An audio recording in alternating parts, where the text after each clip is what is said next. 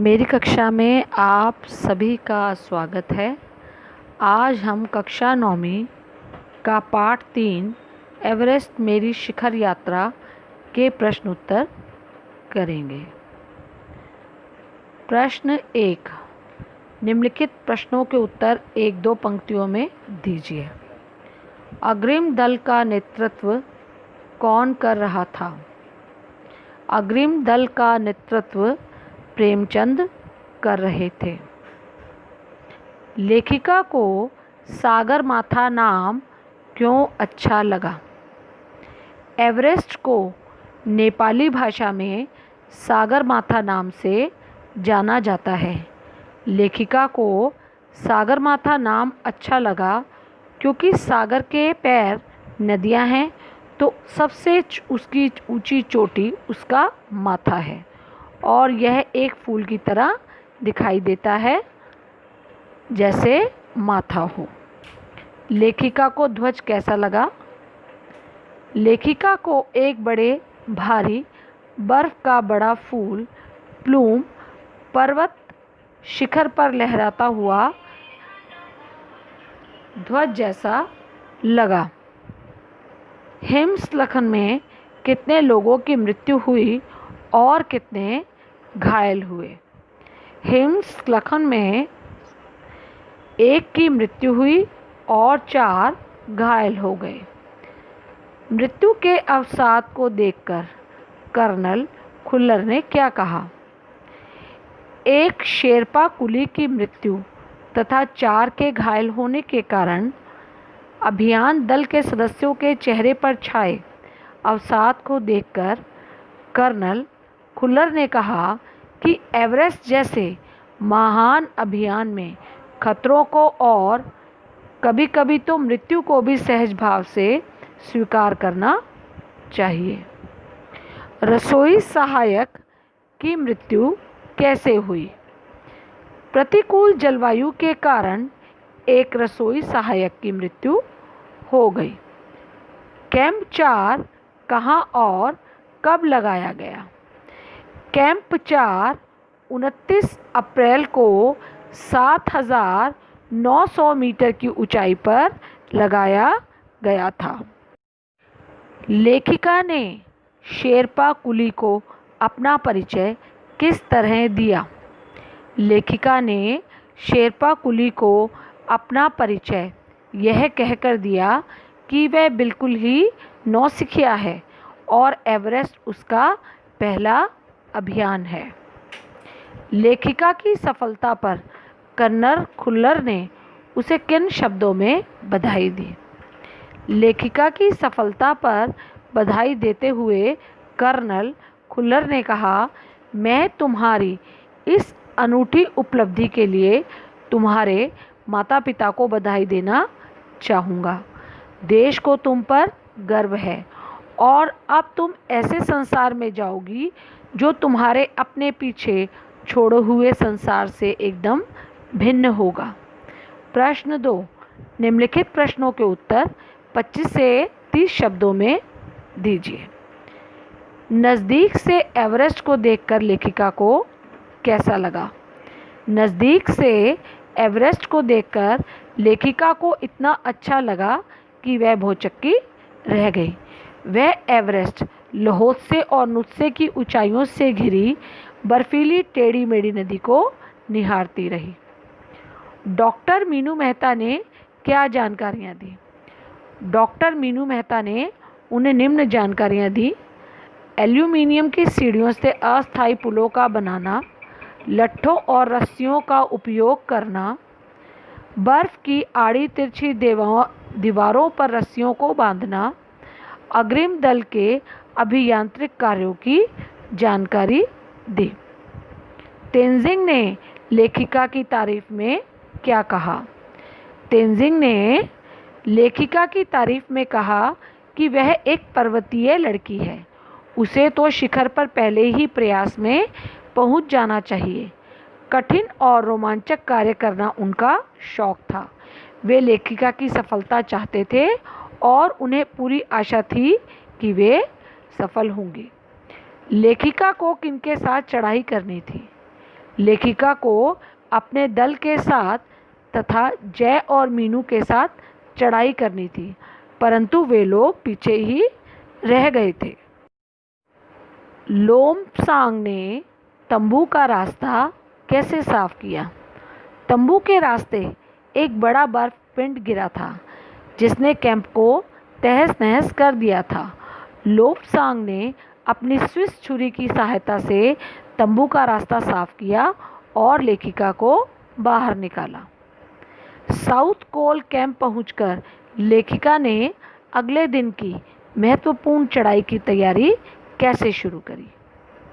South Col camp पहुंचकर लेखिका ने अगले दिन की महत्वपूर्ण चढ़ाई की तैयारी शुरू कर दी। उन्होंने खाना, कुकिंग गैस तथा कुछ ऑक्सीजन सिलेंडर इकट्ठे किए।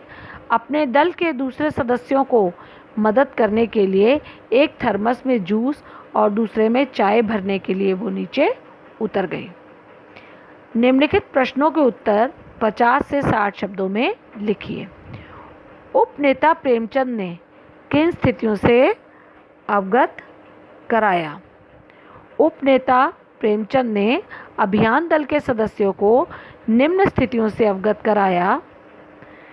पहली बड़ी बाधा खम्बू हिमपात की स्थिति से अवगत कराया। उन्होंने यह भी बताया कि उनके दल ने कैंप 1 60,000 मीटर जो हिमपात के ठीक ऊपर है वहां तक का रास्ता साफ कर दिया।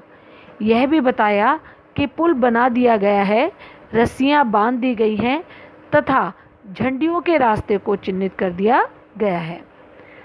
बड़ी कठिनाइयों का जायजा ले लिया गया है। ग्लेशियर बर्फ की नदी है और बर्फ का गिरना जारी है। यदि हिमपात अधिक हो गया तो अभी तक किए गए सारे काम व्यर्थ हो सकते हैं। हमें रास्ते खोलने का काम दोबारा भी करना पड़ सकता है। हिमपात किस तरह होता है और उससे क्या क्या परिवर्तन आते हैं? बर्फ के खंडों का अव्यवस्थित ढंग से गिरने को हिमपात कहा जाता है। ग्लेशियर के बहने से अक्सर बर्फ में हलचल मच जाती है। इससे बर्फ की बड़ी बड़ी चट्टानें तत्काल गिर जाया करती हैं। अन्य कारणों से भी अचानक खतरनाक स्थिति उत्पन्न हो जाती है। इससे धरातल पर बड़ी चौड़ी दरारें पड़ जाती हैं। अधिक हिमपात के कारण तापमान में भारी गिरावट आती है और रास्ते बंद हो जाते हैं। लेखिका के तंबू में गिरे बर्फ पिंड का वर्णन किस तरह से किया गया है? लेखिका के तंबू में गिरे बर्फ पिंड का वर्णन बहुत भयानक एवं खतरनाक था।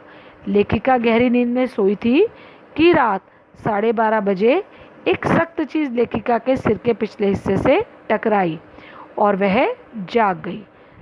साथ ही एक जोरदार धमाका भी हुआ। एक लंबा बर्फ पिंड लाओत्से ग्लेशियर से टूटकर कैंप के ऊपर आ गिरा था। उसमें अनेक हिमखंडों का पुंज था। वह एक एक्सप्रेस रेलगाड़ी की तेज गति के साथ भीषण गर्जना के साथ गिरा था। इसने लेखिका के कैंप को नष्ट कर दिया था। इससे चोट तो सभी को लगी पर मृत्यु किसी की भी नहीं हुई। लेखिका को देखकर कि हक्का बक्का क्यों रह गया? लेखिका को देखकर कि हक्का बक्का रह गया क्योंकि इतनी बर्फीली हवा में नीचे जाना खतरनाक था। फिर भी लेखिका सबके लिए चाय व जूस लेने नीचे उतर रही थी। एवरेस्ट पर चढ़ने के लिए कुल कितने कैंप बनाए गए, उनका वर्णन कीजिए। एवरेस्ट पर चढ़ने के लिए कुल 7 कैंप बनाए गए थे। बेस कैंप, यह कैंप काठमांडू के शेरपा लैंड में लगाया गया था। पर्वतीय दल के नेता कर्नल खुल्लर यहीं रहकर एक एक गतिविधि का संचालन कर रहे थे। उपनेता प्रेमचंद ने भी हिमपात संबंधी सभी कठिनाइयों का परिचय यहीं दिया। कैंप 2, यह कैंप 60,000 मीटर की ऊंचाई पर बनाया गया। यह हिमपात के ठीक ऊपर था। इसमें सामान जमा था। 3 कैंप, यह कैंप 2 की चढ़ाई के रास्ते में था। कैंप 4, इसे लहोत्से की बर्फीली ढलान पर लगाया गया था। यह रंगीन नायलॉन से बना था। यही लहोत्से ग्लेशियर से टूटकर बर्फ पिंड कैंप पर आ गिरा था। कैंप 5, यह समुद्र तट से 7,900 मीटर की ऊंचाई पर था। कैंप 6, साउथ कोल कैंप, यहीं से अंतिम दिन की चढ़ाई शुरू थी।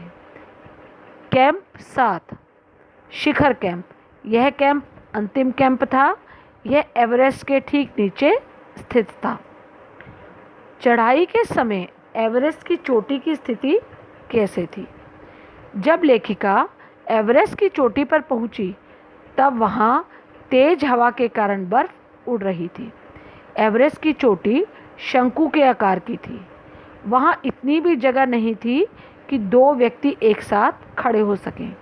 चारों ओर हजारों मीटर लंबी सीधी ढलान थी। चट्टानें इतनी भुरभुरी थी मानो शीशे की चादरें बिछी हों। लेखिका को फावड़े से बर्फ की खुदाई करनी पड़ी ताकि स्वयं को सुरक्षित और स्थिर कर सके। सम्मिलित अभियान में सहयोग एवं सहायता की भावना का परिचय बछेंद्री के किस कार्य से मिलता है? लेखिका के व्यवहार से सहयोग और सहायता का परिचय तब मिलता है जब वे अपने दल के साथ दूसरे सदस्यों की मदद करने के लिए एक थर्मस में जूस और दूसरे में चाय भरने के लिए बर्फीली हवा में तंबू से बाहर निकली और नीचे उतरने लगी। जय ने उनके प्रयास को खतरनाक बताया तो बछेंद्री ने जवाब दिया, मैं भी औरों की तरह पर्वतारोही हूँ, इसीलिए इस दल में आई हूँ। शारीरिक रूप से ठीक हूँ, इसलिए मुझे अपने दल के सदस्यों की मदद क्यों नहीं करनी चाहिए? यह भावना उसकी सहयोगी प्रवृत्ति को दर्शाती है। निम्नलिखित के आशय स्पष्ट कीजिए। एवरेस्ट जैसे महान अभियान में खतरों को और कभी कभी तो मृत्यु भी आदमी को सहज भाव से स्वीकार करनी चाहिए। यह कथन अभियान दल के नेता कर्नल खुल्लर का है। उन्होंने शेरपा कुली की मृत्यु के समाचार के बाद कहा था। उन्होंने सदस्यों के उत्साहवर्धन करते हुए अभियान के दौरान होने वाली दुर्घटनाओं को वास्तविकता से परिचित करना चाहा। एवरेस्ट की चढ़ाई कोई आसान काम नहीं है। यह जोखिम भरा अभियान होता है। यदि ऐसा कठिन कार्य करते हुए मृत्यु भी हो जाए तो उसे स्वाभाविक घटना के रूप में मान लेना चाहिए। सीधे धरातल पर दरार पड़ने का विचार और इस दरार का गहरे चौड़े हिमविदर में बदल जाने का मात्र ख्याल ही बहुत डरावना था। इससे भी ज़्यादा भयानक इस बात की जानकारी थी कि हमारे संपूर्ण प्रयास के दौरान हिमपात लगभग 1 दर्जन आरोहियों और कुलियों को प्रतिदिन छूता रहेगा। इस कथन का आशय है कि हिमपात के कारण बर्फ के खंडों के दबाव से कई बार धरती के धरातल पर दरार पड़ जाती है। यह दरार गहरी और चौड़ी होती जाती है और हिमविदर में बदल जाती है। यह बहुत खतरनाक होते हैं। यह सुनकर लेखिका का भयभीत होना स्वाभाविक था। इससे भी ज़्यादा भयानक जानकारी थी कि पूरे प्रयासों के बाद यह भयंकर हिमपात पर्वतारोहियों व कुलियों को परेशान करता है। उन्हें इनका सामना करना पड़ेगा। बिना उठे ही मैंने अपने थैले से दुर्गा माँ का चित्र और हनुमान चालीसा निकाला। मैंने इनको अपने साथ लाए लाल कपड़े में लपेटा, छोटी सी पूजा अर्चना की और इनको बर्फ में दबा दिया। आनंद के इस क्षण में मुझे अपने माता पिता का ध्यान आया। लेखिका जब एवरेस्ट की चोटी पर पहुंचकर घुटनों के बल बैठकर बर्फ पर अपना माथा लगाया लेखिका ने और एवरेस्ट का चुंबन किया। उसके बाद एक लाल कपड़े में माँ दुर्गा का चित्र और हनुमान चालीसा को लपेटा और छोटी सी पूजा करके उसे बर्फ में दबा दिया। वह बहुत खुश थी और उसे अपने माता पिता का स्मरण आया। यह लेखिका के लिए अत्यंत गौरव का क्षण था। उन्हें आज भी एवरेस्ट पर चढ़ने वाली प्रथम महिला के रूप में पहचाना जाता है। भाषा अध्ययन। इस पाठ में प्रयुक्त निम्नलिखित शब्दों की व्याख्या पाठ का संदर्भ देकर कीजिए। निहारा है, धसकना, खिसकना, सागरमाथा, जायजा लेना, नौसिखिया। निहारा है, एवरेस्ट की चोटी को बचेंद्री पाल ने निहारा है। धसकना यानी कि खिसकना, ये दोनों शब्द हिमखंडों के गिरने के संदर्भ में आए हैं। सागरमाथा, नेपाली एवरेस्ट चोटी को सागरमाथा कहते हैं। जायजा लेना, यह शब्द प्रेमचंद ने कैंप के परीक्षण का स्थिति करने के बारे में प्रयुक्त किया है। नौसिखियाँ, बचेंद्री पाल ने तेंजिंग को अपना परिचय देते हुए यह शब्द प्रयुक्त किया है। निम्नलिखित पंक्तियों में उचित विराम चिन्हों का प्रयोग कीजिए। उन्होंने कहा, तुम एक पक्की पर्वतीय लड़की लगती हो, तुम्हें तो शिखर पर पहले ही प्रयास में पहुंच जाना चाहिए। क्या तुम भयभीत थी? तुमने इतनी बड़ी जोखिम क्यों ले ली बचेंद्री? उन्होंने कहा, तुम एक पक्की पर्वतीय लड़की लगती हो, तुम्हें तो शिखर पर पहले ही प्रयास में पहुंच जाना चाहिए था। क्या तुम भयभीत थी? तुमने इतनी बड़ी जोखिम क्यों ली बचेंद्री? नीचे दिए उदाहरण के अनुसार निम्नलिखित शब्द युग्मों का वाक्य में प्रयोग कीजिए।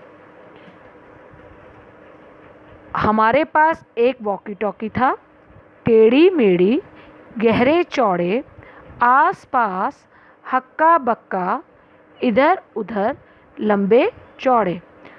टेढ़ी मेढ़ी, उनके घर के रास्ते में टेढ़ी मेढ़ी पगडंडियाँ हैं। गहरे चौड़े, चौराहे के गहरे चौड़े नालों में हमेशा पानी भरा रहता है। आस पास, उसका घर यहीं आस पास है। हक्का बक्का, मशहूर क्रिकेटर को पार्टी में देखकर मैं हक्का बक्का रह गया। इधर उधर, शिक्षक का ध्यान हटते ही बच्चे इधर उधर भागने लगे। लंबे चौड़े, रास्ते में लंबे चौड़े सांपों को देखकर मेरी घिघी